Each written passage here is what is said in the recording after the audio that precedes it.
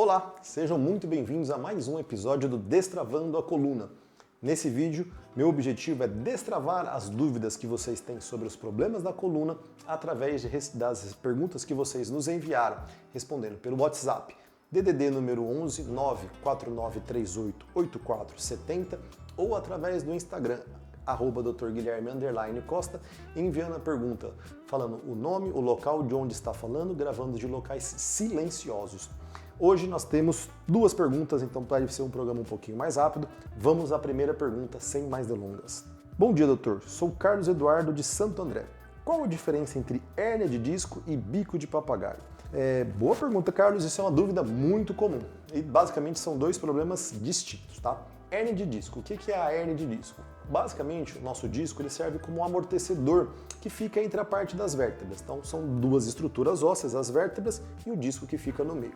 Quando nós temos um desgaste dessa parte do disco, nosso disco ele vai perdendo a capacidade de absorver bem o impacto e esse desgaste faz com que a borda do disco, que a gente chama de ânulo fibroso, sofra uma ruptura, como se fosse um corte, uma fissura. E através desse corte, o material gelatinoso que está ali dentro, que é o material que faz a absorção do impacto, ele para de absorver o impacto e ele começa a se extravasar. O exemplo bem clássico que eu falo é aquele chiclete antigo Babalu, que se você rompe a borda, você vai ver aquele recheio mais gosmento escapando lá de dentro. A hérnia de disco nada mais é do que essa saída desse material, do núcleo pulposo, que sai por essa zona dessa lesão. E o que eu sempre explico para os pacientes?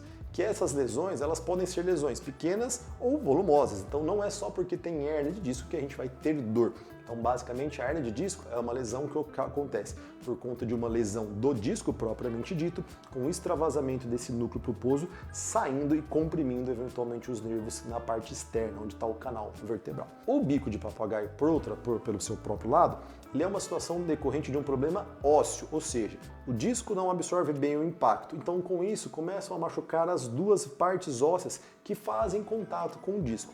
O exemplo que eu dou nesse tipo de situação é igual alguém que anda muito tempo descalço e começa a fazer calos na planta do pé.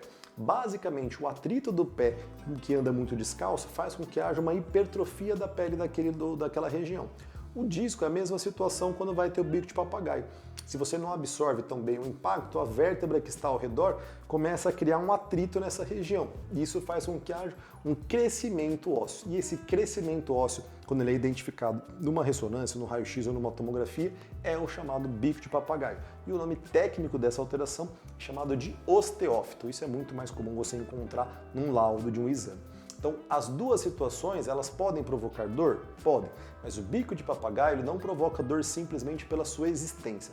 O bico de papagaio ele provoca dor muito mais pelo desgaste do disco ou quando esse crescimento ósseo ele vai para dentro do canal da coluna e aí ele comprime o nervo. Ou seja, ele pode ter uma origem de dor similar a uma hérnia de disco. Assim como a hérnia pode comprimir, o bico de papagaio também pode. Isso vai depender da posição onde essa alteração está acontecendo. Então são duas estruturas diferentes.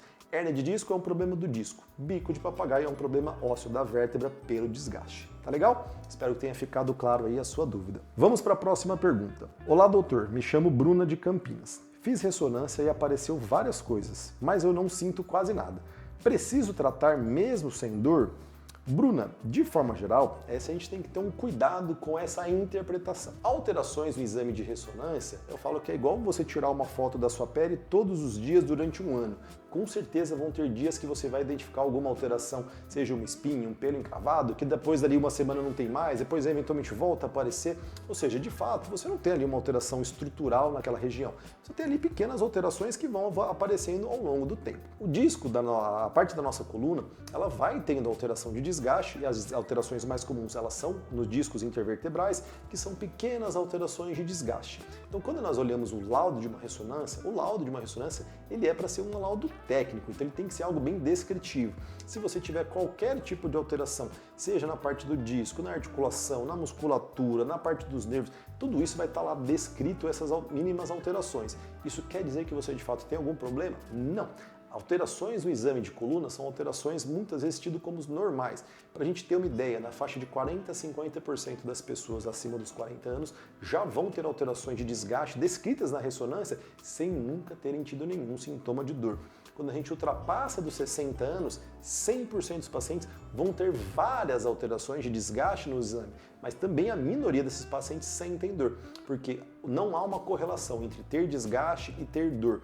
Isso tudo vai depender de como você faz a forma dos seus cuidados, como que você se lida no seu dia a dia, outros problemas, percepção da própria dor, que tem uma parte subjetiva dessa questão também. Então não é uma situação correlacionada de fato, tá certo? Se você tem ali as alterações no exame, mas você não sente nada, maravilha, isso é extremamente comum. O que é importante? Você continuar com os cuidados, mantendo uma boa rotina de fortalecimento, evitando obesidade, evitando tabagismo, evitando uma postura, sedentarismo. Basicamente, quando a gente tem uma musculatura bem fortalecida, a tendência é que essas alterações elas sejam alterações normais no envelhecimento, que não provoquem dor. E aí você vai tocar a sua vida normalmente. Espero que mantenha esse cuidado para que nunca venha a ter problemas na coluna, tá certo? Então, essa é a orientação principal. Manter um bom cuidado, porque essas alterações sem dor não significam absolutamente nada para sua coluna. Combinado? Essas foram as perguntas de hoje. Se vocês gostaram, curtam e compartilhem. Nos vemos em breve no próximo episódio. Tchau, tchau!